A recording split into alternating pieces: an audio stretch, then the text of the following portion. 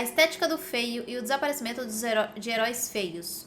LOL. Porque em jogos de todo tipo, a quantidade de personagens feios vem diminuindo. Eu vou usar LoL como objeto de estudo. Eu posso só resumir aqui pra todos vocês o porquê que tem menos personagem feio.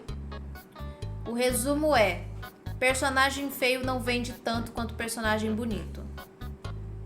Essa é a minha palestra de hoje, espero que vocês tenham gostado. Vocês pagam o estacionamento quando sair e é isso. Mas esse é um tema que dá para expandir muito facilmente para toda a indústria de jogos. Destaco logo de cara que esse vídeo é um recorte e que o objetivo dele não é dar resposta sobre os problemas levantados, mas sim fomentar uma discussão um pouquinho mais qualificada sobre o assunto. Meu nome é Night, sou designer e ilustrador e tenho algum conhecimento de semiótica que eu posso compartilhar com vocês. Deixa o like, compartilha, mostra pra tua avó e vamos que vamos. E você faz o mesmo aqui, hein? Blá blá blá, League of Legends, 15 anos, vi o jogo crescer, etc, etc, etc. Quem é velho aqui no canal já sabe que eu jogo LoL tem bastante tempo. Eu vi ele sair de uma cópia de Dota pro jogo mais jogado do mundo. Vi mudar completamente sua forma de se vender e tudo mais. E vi principalmente o jogo sair disso pra isso. Pulando essa parte chata, onde dou uma carteirada desnecessária sobre quantos anos jogo LoL, a gente pode passar diretamente pra tese do vídeo.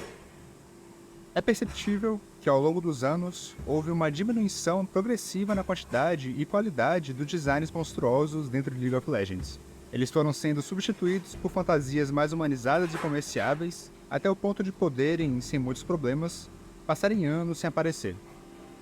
Pegando dados que eu coletei para o vídeo passado, o jogo hoje tem 64 campeões monstruosos, 17 semi-monstros e 86 humanos. Junta esses valores com a amostragem temporal e a gente tem uma queda clara na produção, já que quase 60% dos designs de monstro foram produzidos entre 2009 e 2013.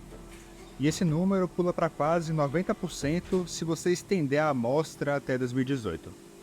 Como adicional para essa porcentagem, eu calculei na época que das 1.648 skins existentes no jogo, 1.064 são acumulados nos campeões humanos contra 584 dos campeões monstro e 152 dos semi-monstros. É um dado mais considerável que afirma o que já foi comunicado oficialmente pela equipe de desenvolvimento.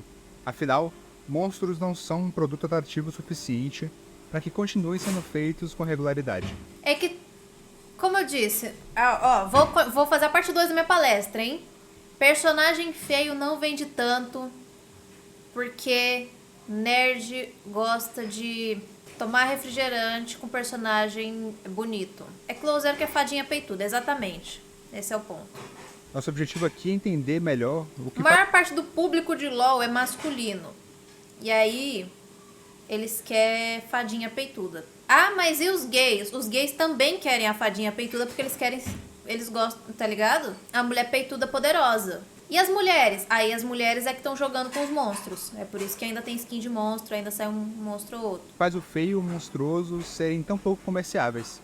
É entender que tudo que você acha bonito ou feio foi aprendido das coisas que você consumiu e como isso se traduz para o seu joguinho.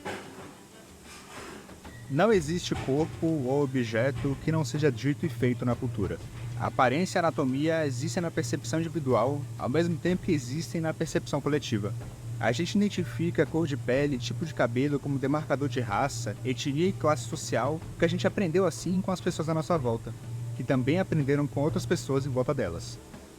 Dentro do capitalismo, existe uma noção de que quem decide o que merece ser consumido como produto somos nós, o consumidor, que é quem efetivamente paga pela produção. Só que esse é um argumento um tanto incompleto e muitas vezes incorreto. Numa escala micro, até faz sentido que um mercador de bairro feche porque ninguém compra nele. Mas quanto maior o capital envolvido na produção, maior é o controle cultural necessário para que aquele produto seja vendido. Digamos que eu sou o Fábio Rocha, o dono da Riachuelo. Eu gastei uma grana para que minha empresa conseguisse ser patrocinadora dos atletas brasileiros das Olimpíadas. Então, com essa grana gasta, eu pedi para minha equipe de estilistas mal pagos para desenvolver um conjunto de uniformes para os atletas e coloquei esses uniformes à venda nas minhas lojas em todo o país. Diferente de trajes lindíssimos e culturalmente relevantes como o da Mongólia, meus estilistas optaram por vestir todo mundo de evangélico brega. Então, o público nacional que assistiu o evento é apresentado repetidamente a um vestuário específico de uma empresa específica, associado a atletas de altíssimo nível que sempre foram ao orgulho do país, e esse vestuário é facinho de encontrar em qualquer shopping maiorzinho. Quem assistiu às Olimpíadas de maneira assídua foi condicionado a consumir aquele produto, e algumas pessoas chegaram sim a comprar aquela jaqueta de arara horrorosa. Quem aprendeu a gostar daquilo através da propaganda foi convertido em público consumidor. Eu gostaria de dar outro exemplo também de que o consumidor já não escolhe mais o que comprar, dizendo aqui sobre uma área mais que eu manjo. Ele falou da área que ele manja, eu vou falar da área que eu manjo. Comida. Se você vai no mercado querendo comprar leite condensado e você só encontra aquela mistura láctea, você vai voltar para casa sem leite condensado? Não. Quer dizer, sim, você vai. Mas vai voltar com a mistura láctea. Porque você quer fazer o seu brigadeiro na sua casa. Quando o mercado quando a marca já é grande demais, ela dita o que ela vai te vender. E é quase impossível você moldar isso de volta para o que você quer comprar. Ou seja, quem decide o que você gosta e desgosta não é só o círculo social no qual você se insere, mas também a classe que pagou para moldar seu gosto com o objetivo de te vender um produto. Produto esse que não pode ser mega revolucionário diferente como o uniforme da Mongólia, pois não teria a adesão imediata do consumidor, não teria sua venda garantida, portanto não teria lucro, podendo até dar prejuízo. E não adianta dizer que você simplesmente não vai comprar aquela roupa. Você não é imune à propaganda e com certeza já gastou e vai gastar seu dinheiro por conta dela. Seja essa loja na Riachuelo, seja a loja do C&A ou qualquer uma das outras que nunca vão me patrocinar. Antes de passar pro LoL, eu quero trazer mais um paralelo, um adendo do adendo. Na indústria da moda, existem dois tipos de roupa. Você tem a haute couture, ou a alta costura, que são aquelas roupas diferentonas e mega conceituais que a gente vê em desfile e que gente rica adora usar. E você tem o prêt-à-porter, que são roupas padronizadas, feitas a partir de moldes que podem ser consumidas imediatamente à sua produção. Prêt-à-porter é o que você... A rapaziada vestida de eu, quando tô muito deprimida e pego o maior blusão que eu encontrar no meu guarda-roupa e me visto com o cabelo todo bagunçado, encebado, saindo do meu quarto pra buscar um saco de batata frita e comer. E a maioria esmagadora do mundo consome. Do que tá no camelô até a Armani, que fica nas alas de grife do shopping, tudo isso é prêt-à-porter. A característica principal deste estilo padronizado de roupas é que ele é derivativo da alta costura. Ou seja, ele imita o que o rico veste, adicionando na peça elementos que sejam mais palatáveis para a maioria não rica. No vídeo de design sobre a Soraka, eu comentei que o padrão físico das mulheres na antiguidade é bem diferente do de agora. Figuras mais gordinhas, com rosto redondo, papada, do que é hoje, é considerado feio, e antes era objeto de desejo. E era objeto de desejo porque a classe dominante da época era a única que conseguia engordar. Acesso facilitado à comida, não precisar trabalhar, e a realização de atividades mais intelectuais ao invés de braçais fizeram com que o corpo gordo fosse o mais desejado, porque a maioria da sociedade comia mal e trabalhava muito. Trazendo essa relação pro LoL, eu pergunto para vocês, qual que é a elite que uma personagem como a Aurora, por exemplo, representa? Ela representa a elite que consegue cultivar um corpo cada vez mais difícil de se alcançar, consegue pagar por uma dieta mega específica, que treina seus atletas desde criança e que tem tempo para se dedicar a isso.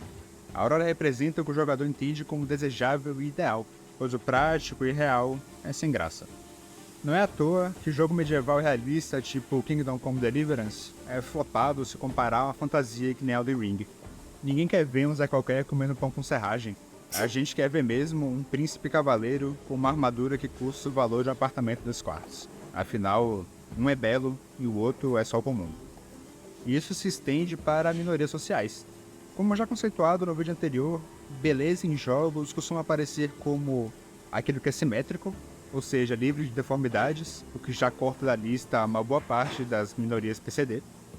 Aparece também como aquilo que é aliado, que conversa com os ideais morais ou estéticos atraentes ao grupo, ou seja, personagens diferentes do que a cultura gamer coloca são menos populares. E aparece como aquilo que é familiar ao grupo consumidor. Afinal, por que eu vou jogar com um monstrengo feito Skarner se eu gosto de fadinha feita Serafine? E isso limita muito a variedade e quantidade de narrativas que podem ser contadas. Afinal, tudo tem que ser higienizado, moralmente dúbio e atraente para ser considerado belo e comerciável. E o problema maior dessa situação não é nem todo mundo parecer ter saído do mesmo molde. O problema é que essa produção limitada vicia o consumidor a só reconhecer como bom aquilo que se encaixa no padrão de beleza que ele recebe da propaganda, que é o E aí o que a gente vê é um montão de nerdão achando, nossa, que absurdo, aquela, como é que é o nome daquela personagem? Aloy? Alguma coisa assim. Que absurdo, ela não usa maquiagem na guerra! Eu não sei exatamente sobre o que é o jogo, mas é isso que a gente vê, tá ligado? O brother que só joga LOL, aí vê as personagens tudo bonitinha, maquiada, com seus lookzinhos, aí vê uma mina normal, com a roupa normal, se preocupando se o dinossauro Megatron, porque é isso que eu sei desse jogo, tem uns bichos meio esquisitos, se o dinossauro Megatron vai matar ela ou não, fica, ai meu Deus, por que ela não usa batom? padrão muito específico da classe dominante e não de todas as outras. Todo o resto acaba se tornando inadequado. Todo o resto acaba se tornando o outro. Eu adoro aquela imagem que editaram a Aloy, como se ela ficou parecendo a Lu do Magalu, toda editada pra ficar tipo o narizinho mais fino, os olhinhos mais não sei o que, a boca maquiada, ela sorrindinho, tá ligado? Feiura, segundo o formulário ortográfico da Academia Brasileira de Letras de 1943, é a característica de um objeto ou ser vivo de ser avaliado como visualmente desagradável. Essa definição compreende que feio é aquilo que é repulsivo e até mesmo ofensivo a um grupo que possui valores culturais em comum, sendo então um conceito culturalmente dependente, de caráter variável e sujeito à interpretação do indivíduo. E eu vou pedir para vocês para guardarem essa explicação. Se o belo é o simétrico, o moralmente iluminado e o claro, então o feio é a falta de proporção, é a assimetria, a deficiência ou características incomuns ao grupo-alvo. Características que se tornam pertencentes ao animalesco e ao inumano com muita facilidade. No filme Monstros, de 1932, o diretor estadunidense Todd Browning reuniu um elenco de homens e mulheres, quase todos portadores de alguma deficiência física ou mental, e filmou um filme de horror e drama que entrou para a história como sendo um dos mais ofensivos e absurdos já filmados. Ah, da hora. A história segue um circo sem nome, cuja principal atração são as aberrações, entre aspas. O filme causou um rebuliço na sociedade da época, com até notícia de uma mulher que abortou no meio da sessão de tão horrível que era. Indo atrás das críticas, eu vi que, curiosamente, as oficiais que saíram não apontaram nenhum problema. Qualquer um que considere esse entretenimento deveria ser colocado na área de patologia de algum hospital. Esse filme é injustificável, precisou de uma mente fraca para produzi-lo e um estômago forte para assisti-lo. No filme, além dele ser horrível, inassistível, feito por pessoas de mente fraca e afins. Suntuosamente produzido, admiravelmente dirigido sem nenhum custo cortado. Entretanto, os líderes da MGM falharam em entender que o mesmo com uma entrega diferente da história ainda é importante. Aqui a história não é suficientemente forte para manter o interesse, parcialmente porque não dá para gerar interesse por um romance tão fantasioso. Não impressiona e ao mesmo tempo não agrada, afinal é impossível um homem e mulher normal simpatizar com um anão. É somente nisso que a história é interessante. Quê? Perceba que dava muito facilmente para falar que um filme assim se aproveitava de pessoas em situação de fragilidade, mas nenhum crítico tocou nesse ponto. Longe de mim proteger a empresa, mas a Metro-Goldwyn-Mayer lançou um pronunciamento que descreve muito bem o que eu penso sobre esse assunto. Qual é o problema com gêmeos siameses? Eles não têm direito de amar? E os com microcefalia, os meio-homens e mulheres, os anões? Eles têm as mesmas paixões, alegrias, tristezas e risadas que um ser humano normal. Seria esse tipo de assunto intocável? A mensagem de aceitação, normalização e superação de limites impostos foi completamente ignorada em prol do horror do que era e é até hoje considerado feio e deformado. Continuando, para além do feio puramente associado a malformações e deficiências, temos também o feio cômico e o feio obsceno. O feio cômico é simples, você ri daquilo que é caricato ou simplesmente diferente. Pode ser um palhaço com nariz vermelho, uma careta de nojo, uma caricatura que aumenta um traço do teu rosto que já é bem marcante, para que você ria dele. Mas também pode ser muito facilmente algo que faça piada de traços específicos de uma população. Thomas Rice, ator estadunidense, foi responsável por popularizar a depicção do negro como um homem de pele retinta e lábios exagerados. Esse personagem dele era um homem negro, malandro e desonesto, ao mesmo tempo que era burro e atrasado, e foi feito para servir de piada pela sua posição de escravo liberto. Não muito longe da gente também tem a personagem Adelaide, do comediante brasileiro Rodrigo Santana. É uma mulher negra, retinta, sem dentes, lábios exagerados, cujo texto era todo em cima de piadas que brincavam com a falta de educação formal, com os hábitos das pessoas pobres e da população negra do Brasil. Você não precisa entender muito de contexto histórico, político e social do Brasil para sacar o peso racista da Adelaide. Dos tipos de feio, esse aqui é o mais associado à discriminação racial e ao capacitismo. O terceiro tipo de feio, por Humberto Eco, está cada dia mais incomum, graças a uma mistura de letramento midiático com uma onda de conservadorismo que a gente está vivendo. É um feio quase sempre associado a órgãos sexuais, humanos ou não, e na história ele aparece de inúmeras maneiras. Por exemplo, Príapo, divindade grega sem domínio, foi banido do panteão por possuir um enorme pênis, característica contrária à estética dos deuses maiores. Eu mal até cuspi no meu teclado, eu não tava esperando essa. Como Zeus e Poseidon, que sempre foram representados com pênis menores. Trazendo mais para os dias de hoje, a tia Turbina de robôs, que tem uma bunda descomunal, se encaixa perfeitamente nesse tipo de feio. Afinal, essa busanfa destruidora de mundos é claramente assim para fazer uma piada. Em animes também isso é muito presente, com garotas adolescentes de peitos grandes virando tanto objeto de desejo quanto de piada por conta da característica. A gente definiu então alguns tipos de feio mais comuns em produções artísticas. Agora a gente vai afunilar o assunto para tipos de feio dentro do design de personagem e o que define cada um desses tipos. A primeira definição que eu trago vem com um feio decorrente de erros de execução. Esse feio é geralmente o fruto de um artista que desconhece fundamentos ou a ferramenta que está usando. Aquelas artes de LOL que a protagonista tá com a coluna dela quebrada, a caixa torácica dela deslocada pra frente, assim, só pra poder mostrar o rosto e os peitos ao mesmo tempo, mesmo com ela de costas. Esse aqui é o que mais salta aos olhos, pois dá pra ver que ele é claramente um conjunto de erros e não escolhas estéticas pensadas e aplicadas.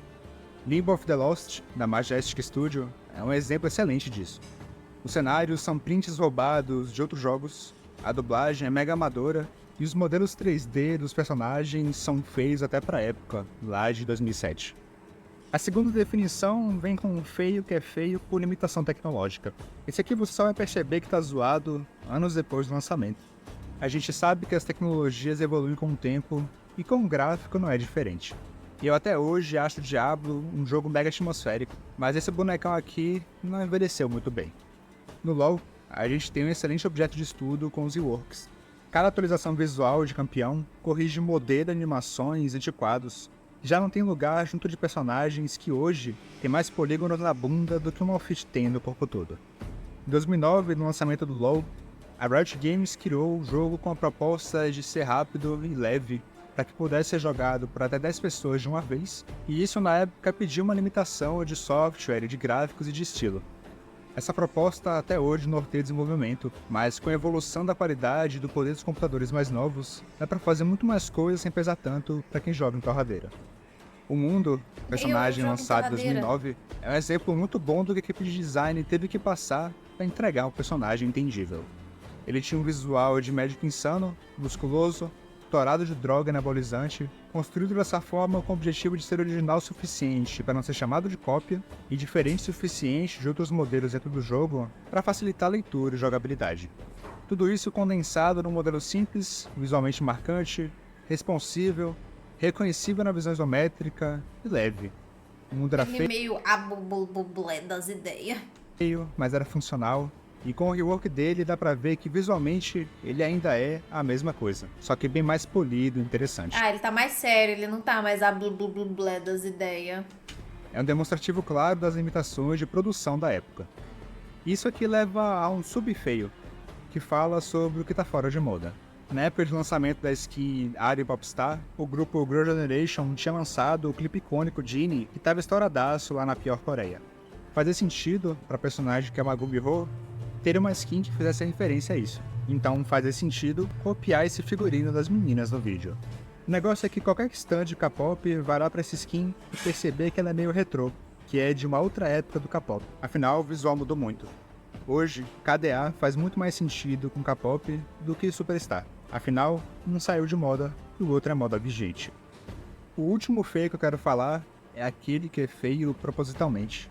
Muito utilizado em jogos de terror ou fantasia, onde monstros e criaturas impossíveis são comuns de aparecer, esse tipo de feio é ao mesmo tempo mais inofensivo para a saúde do jogo e o mais bem trabalhado para gerar medo e ojeriza no consumidor.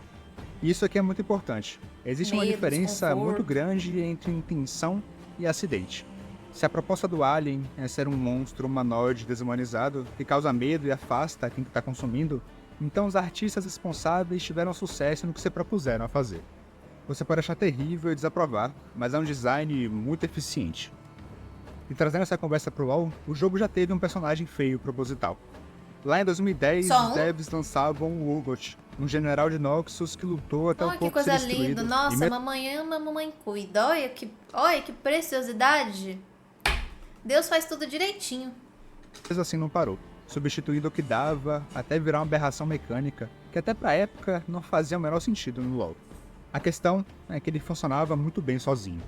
O horror do personagem não tá nele ser gordo, não tá nele ser deficiente. O horror dele tá nele ser uma máquina de batalha imparável, indestrutível mesmo sendo feita de carne, remendada e reconstruída não pra ter qualidade de vida, e sim pra continuar matando. Após o rework, o Urgot veio com outra proposta que infelizmente fez ele deixar de abraçar o horror.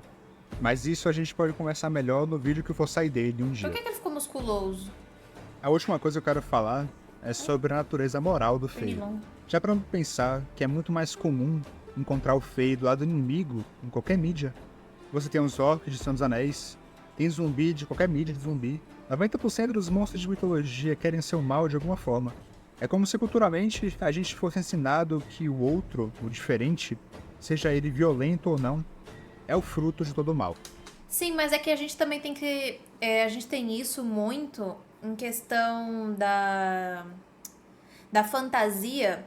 Porque quando você tá num mundo de fantasia, você quer fazer o seu inimigo ser feio e diferente de você para que o espectador não se sinta mal pelo inimigo. Para que o espectador não consiga desenvolver empatia pelo monstro de lodo que você tá matando. Para que o espectador veja e fale, ok, aquilo é mal, aquilo tem que morrer. E isso também se aplica àqueles monstros pacíficos, ou aquele que você não sabe qual é o objetivo. A gente aprendeu a preferir e confiar naquilo que nós entendemos como belo, mesmo que esse objeto... Mas é que não necessariamente é aquilo que a gente entende como belo, amigão. É aquilo que a gente entende como agente. Muitas vezes a gente quer ser amigo daquilo que se parece com a gente. Muitas vezes a gente vai simpatizar com personagens que se parecem com a gente. Mas eu quero desenvolver empatia pelo monstro de lodo. Sim, a gente tá falando do público geral. Não da gente que é meio esquisitinho. Na teoria é uma prática como design. Não, mas eu não tô falando teoria. Tô falando só, palavras apenas.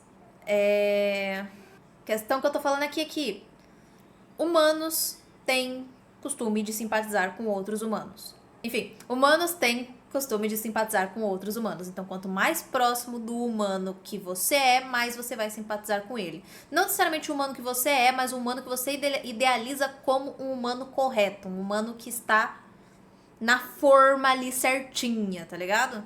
muitas vezes não seja bom, ou ético, ou moral.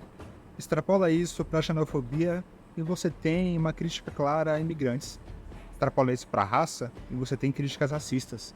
Afinal, eles não fazem parte do belo que gente branca ou gente racista e xenofóbica entende como belo. Voltando, qual foi o último herói famoso que pode ser considerado feio? Feio mesmo, não diferente feito o Hulk gostoso do Mark Ruffalo ou a Nebulosa que é careca e azul. Eu garanto que você vai ter dificuldade de achar No Deadpool é feio, não é não? um herói feio recente. Herói, do latim eros, é um arquétipo de personagem numa posição intermédia entre os deuses e homens. Ele é uma figura modelo que reúne em si atributos que transcendem e representam as virtudes que um homem comum deve... Eu acho particularmente o Capitão América de barba bem feio também. O Gavião Arqueiro, ele é horroroso de feio. Não sei nem porque aquele homem tá no filme. Tanto é mais bonito que o Gavião.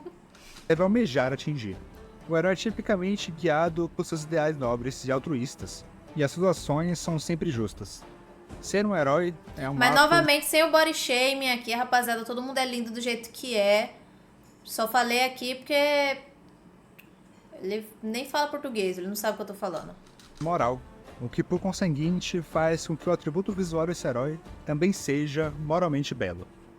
Vilão, por outro lado, vem do latim vilanus, aquele que é ligado a uma vila, um vilarejo. Essa definição coloca a palavra, mais uma vez, como descritivo de alguém fora da nobreza, fora da classe dominante. Na Idade Média, o vilão foi ressignificado para ser um indivíduo desprovido de nobreza moral, praticante de atos não nobres ou indignos. A maioria dos vilões eram camponeses e gente à margem da sociedade, o que fortalece mais ainda o caráter de classe nessa noção do que a gente entende como belo, com o que a gente entende como moralmente belo. Inclusive, pontos de character design. Os vilões da Disney eram todos gostosos, maquiados, porque essas características, vaidade, etc., não casavam com a pureza iluminada que os mocinhos passam. Então, se achar bonita e gostosa era sinônimo de vilanidade. E eu venho trazer isso que eu acho, assim, que a Bíblia tem grande influência nisso, pois ser vaidoso é pecado. Você ser uma pessoa super maquiada, rica, porque ser rico também... Deus não gosta de rico também, não. Ser uma pessoa rica, maquiada, não ser uma pessoa, tipo, tá ligado? Ser uma pessoa rica e maquiada é você ser mal. Essas são coisas do diabo. Logo, você faz um vilão rico e maquiado. Pensa em todos os vilões de novela que vocês assistiram ao longo da vida de vocês. O que eles são? Ricos e maquiados. Se o vilão, o camponês, é o inimigo, então o nobre e seu padrão de beleza e valores são que constituem o herói, são que constituem... Não só isso, mas também no Brasil, a parada dos ricos serem vilões é porque a maior parte da população que assiste novela é pobre. E eles querem se identificar com os mocinhos. O que é bom e o que é desejável. E isso aqui entra na questão central desse vídeo. Nisso, a gente percebe melhor essa dicotomia dentro de jogos. Se a primeira impressão do personagem tem que ser invariavelmente positiva para que ele venda, então aquilo que é considerado feio ou imoral, considerado outro, para o público consumidor, se tornam traços indesejáveis além de produção. Os personagens, então, são limitados a serem moralmente neutros e indiscutivelmente bons, com um visual que raramente traz algo além de gente gostosa dentro de um padrão. E isso acaba conversando muito com representatividade. Não é segredo pra ninguém que a comunidade gamer é meio racista e dominada por discursos discriminatórios. O outro, o feio e o imoral pro gamer, muitas vezes se traduz numa pessoa preta ou asiática existindo. E eu fiz esse gráfico aqui pegando... Ou uma mulher usando um pouco mais de roupa do que um biquíni de batalha. Porque só falar que uma mulher vai ser protagonista de jogo que os gamers cai de pau em cima... pra falar que o jogo vai ser uma merda. Agora, um trailer esses dias de um jogo muito merda de terror, de uma mulher de lingerie sendo a protagonista, esse tá tudo certo, porque dá pra ver o bundão dela jogando. Por que eu não vou gostar desse jogo? Raça e etnias representadas dentro do LoL, pra vocês terem uma ideia de como tem sido guiada a produção da Riot nesses 15 anos. Dos 100 personagens humanos do jogo, 63 são brancos, 20 são asiáticos, 6 são negros, 4 são ali do mundo árabe e do Oriente Médio, tem 2 latinos, 2 indianos e 2 do Sudeste Asiático. Mas Knight, você está colocando raças e etnias diferentes como parte do que é feio. Não está muito errado da sua parte? Se liga no argumento. A gente construiu até agora que feio não necessariamente é ruim, e sim algo com o qual o grupo consumidor não está acostumado a consumir, ou que abertamente não gosta de consumir. Se eu produzo somente o que o público-alvo está acostumado, então eu abracei o que significa belo para aquele grupo como limitação. E essa limitação de agradar o grupo, de criar um produto que seja mais consumido, é fatalmente racista e discriminatória. Se para a comunidade o normal e desejável são personagens brancos, então qualquer outra etnia vai vir menor pelo bem do produto. Asiáticos virem logo em segundo lugar é tanto uma escolha feita para garantir fatia de mercado, como uma fixação americana pelo Oriente que é bastante intrincada na cultura deles. Eu também não vou entrar em detalhes sobre a presença geral de personagens negros em mídia, porque é muito contexto histórico de produção para falar. Mas eu espero que você tenha percebido que o capitalismo estimula a discriminação.